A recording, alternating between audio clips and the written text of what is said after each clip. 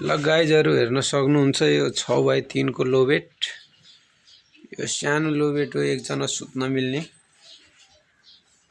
हेर्न सक्नुहुन्छ दुईटा घर नि छ यो साइडमा। मजाको क्या हेर्नु, यहाँ सुनै हाल्दिएछु मैले। यो भित्र डन्डीहरु नि हेर्न सक्नुहुन्छ।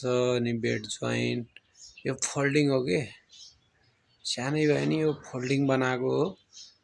यसो यताउता गर्न नि एकदम सजिलै होस्। टक्क मजाले बेड हेर्न सक्नुहुन्छ।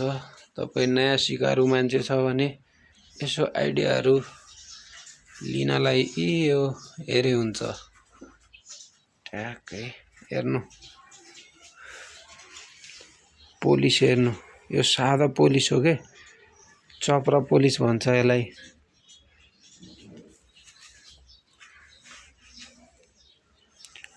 यो सादा पोलिस छ, यो नभन्नु कलर दल्याम रातो पहेँलो यस्तो केही छैन। यो एकदम काठकै नेचुरल कलर हो। यो तपाईको टुनीको काठ हो, त्यही भएर यस्तो अलि रातो रातो देखे। फरमाइका हेर्न सक्नुहुन्छ, कफी कलर अनि बिचमा कालो कालो रेसा छ। ट्याक्क दामी देखे के। सिरानी हेर्न सक्नुहुन्छ, खासै हाइट छैन, तपाईको 32 इन्चीको हाइटमा छ। मजाले यो डलप राखेर सिरानी राखेपछि ठ्याक्क हुन्छ के, एकदम सुटेबल देख्छ। भित्र हेर्न सक्नुहुन्छ डन्डी कस्तो एकदम ठुलो ठुलो हालेछ।